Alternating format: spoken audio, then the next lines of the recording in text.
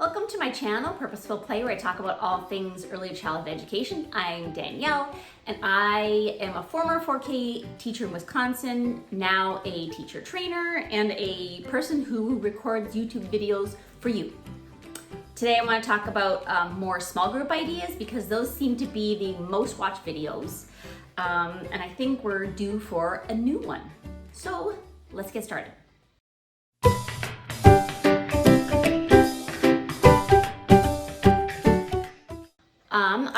Let me see how many ideas I have today. 1, 2, 3, 4, 5. That's usually about what I do in each video, or 5 ideas. And the first one is story retelling. This is something you can do in a large group, but I think it's sometimes better to do in a small group because sometimes you have less props. But I wanted to show you a couple of ways to do a story retell. And the first one is with stuff. Oh, I almost lost my second one. Okay, so here we've got, can you guess which story this is from? It's from The Mitten. And inside are all the little characters. So there's the mole, oops, goes that way, the rabbit, we've got the badger. I won't need to show you all of them, but I do love the mouse. I'm quite proud of that one. Oh, and the owl is actually pretty cute too. So everybody gets one of these. And then when you're retelling the story, they get to put them in the mitten, and it gets more and more and more full until they're ready to explode out. Now, you don't have to get fancy with things like this. I made these, it's something I like to do over the summer, or actually even in the wintertime when I'm watching TV or going on road trips. I like to just sew those little guys with embroidery thread. You don't have to be fancy like that. You could just copy and laminate. So this is from the Ravenous Beast. So here's the Ravenous Beast, and we've got all these guys that eat things up in the book, and all I did was color copy them and then laminate them. And I've done this for, oh gosh, what I've done this for Little Red Hen. I've done this for the Gingerbread Man. Gosh, and I did do it for the Mitten too until I made these ones. Just so many books I've done this for because it's such an easy, inexpensive thing, and it gives something that kids can hold on to. And the last idea for storytelling is props that the kids can wear. And, like having headbands that have ears or whatever on them, tails, one simple piece of clothing that they can wear, and then they can retell the story with themselves, with their bodies. I lied, I do have one more. And this one we actually did as a celebration a couple of years back for our insect study.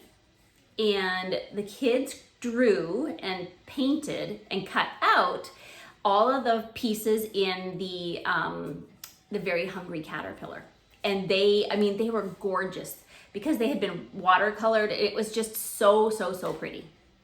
And then when the families came in to celebrate the learning with us, everybody had their little piece that they made, and they stood up, and then we retold the story, and the kids took a turn when it was their turn to talk with their piece.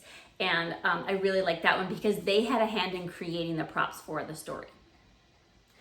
I think that's all I have for story retelling. I know there is so much more, but it's a great, fun, small group. Okay, the second idea is an alliteration song. And you know the song, I'm bringing home my baby bumblebee.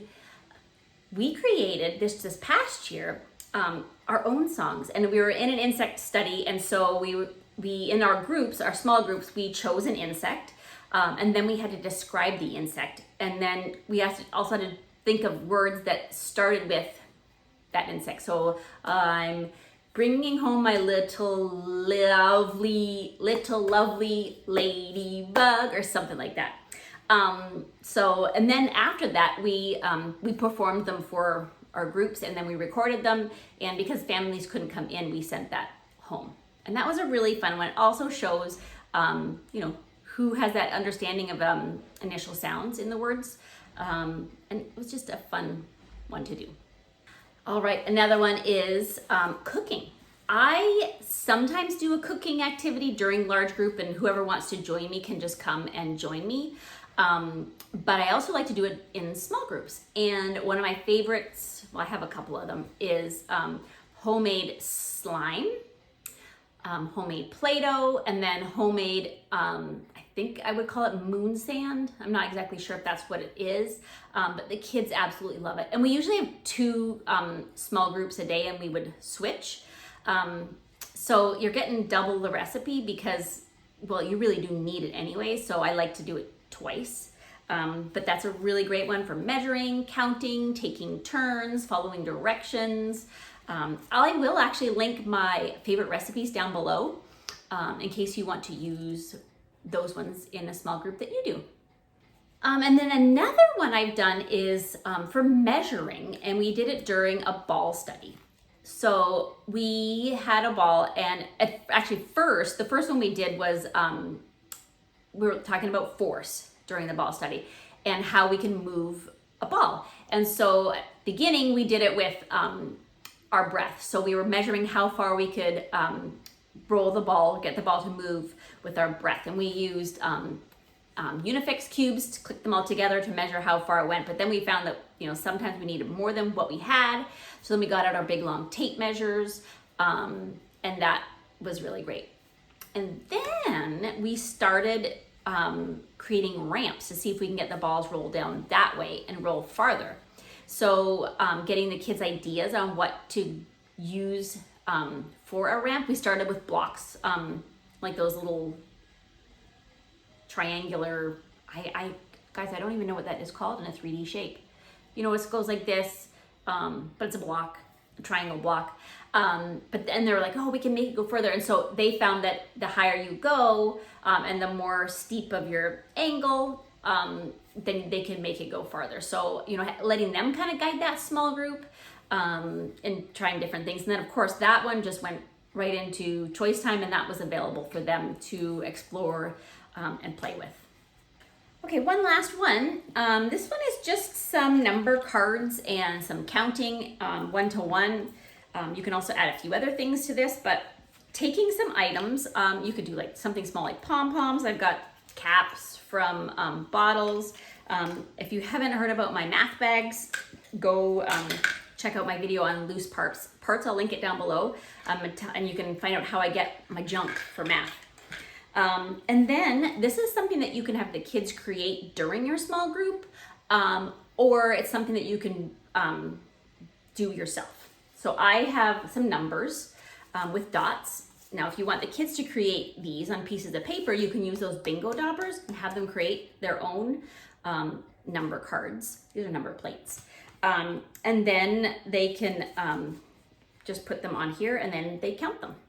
You can have them in their journals. Once they complete one, they can write the numbers in their journals. You can have them do it on a whiteboard, just do it in the air. But that's a great one for recognizing how many items are in a small group, 1-to-1 counting, and then that fine motor if you're having them draw the numbers. Okie dokie, that is it for today. I actually went and watched all my small group videos again and wrote down every activity I've already shared with you because I want to make sure that I'm not repeating myself.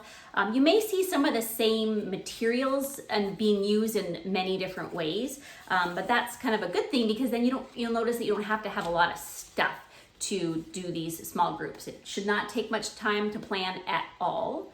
Yeah, so thanks for watching. If you like to give it a thumbs up, and if you want, join our Facebook group because we're gonna start sharing ideas on there and kind of have a little bit of a preschool teacher community. So that one, my Facebook group is called PK, Purposeful Play, and I'd love to see you there. Thanks for watching and have a happy day.